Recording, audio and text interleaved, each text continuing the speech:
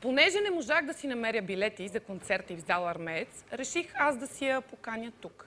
Представям ви гранд дамата на българската естрада, вечната Лили Иванова.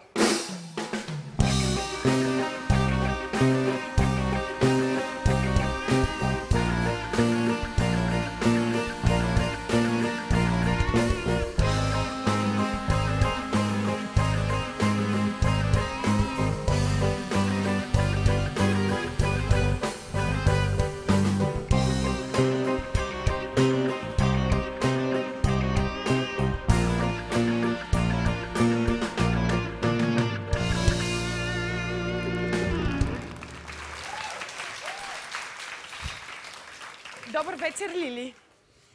Много си висока. Към шик Тодора. Не мога да разбера, ти ли си по-ниска или аз съм по-висока. Добър вечер на теб, Венета Райкова. И на китариста добър вечер от Кукумбен Каци Вапцаров. Здравей! Аз съм Венета Харизанова, а китариста е Слави Трифонов. Да. Виж какво, значи вие може да се шегувате с мен, а аз не мога с вас. Така ли? Права си. И виж какво, Венета, преди да започнем с интервюто, искам да отправя едно важно изказване към продуцента на това шоу. Вече за 10-ти път гостувам в това студио, простата калкулация показва 10 гостувания по моята тарифа от $100 000. Дължите ми 1 милион.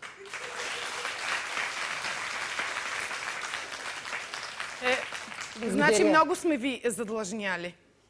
Както казва Хорст Фукс от телешопа, и това не е всичко. Дължи ми и още 2 лева. Веднъж ме причака пред училище и понеже беше от по-горен клас, не съм свършила. И понеже беше от по-горен клас, ме преджоби и ми взе 2 лева. Споделихте вече вашите притеснения. Нещо друго да искате да споделите? И как се чувствам? Може би искаш да ме попиташ. Добре.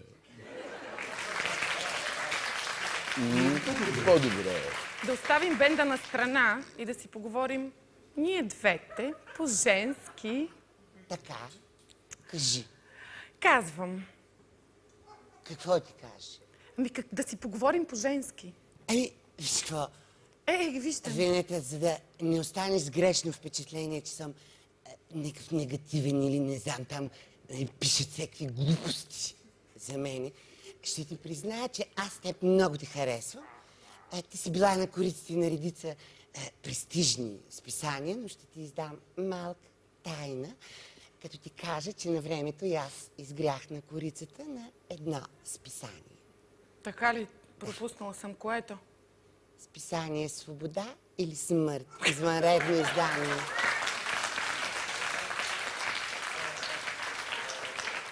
Пуснато малко преди априлското въстание. Вие сте една от аз мога да се шегувам, да.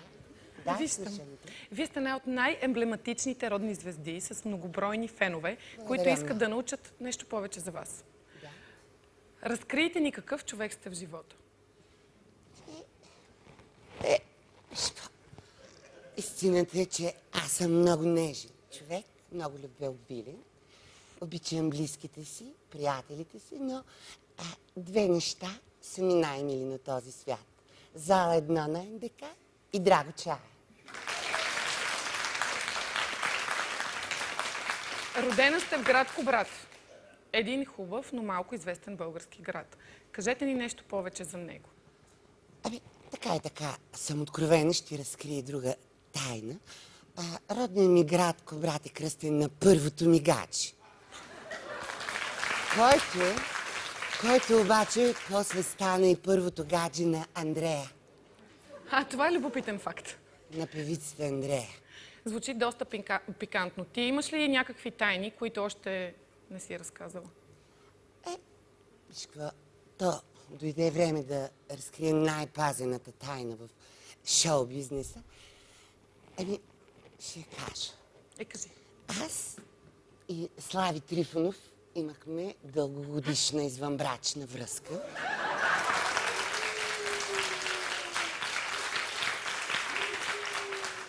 Шест пъти Слави е скачал от къщата ми в Кубрат, за да не го хване Асен Гаргов по бели гащи.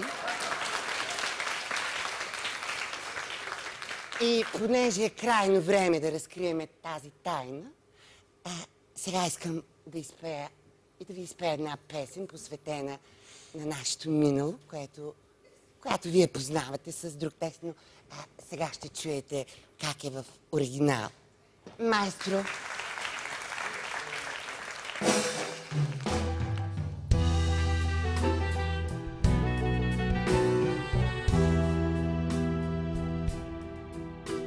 Стари мои приятели, ти чуй ироните. Всеки има своя хит и своето шоу. Ти за мен си продуцент и Кокотине. Виж децата ни от Кукубент, колко са пораснали. Моля те, не дай да викаш, моля те, не се ядосвай, тъй отчаяно и нежно не, както при секс. Моля те, не ме докосвай, химикал не дай да хвърляш, щото не оцелваш вечно ти, както при секс. Моля те, не дай да викаш, моля те, не се ядосвай, тъй отчаяно и нежно не, както при секс. Моля те, не ме докосвай, химикал не дай да хвърляш, щото не оцелваш вечно ти,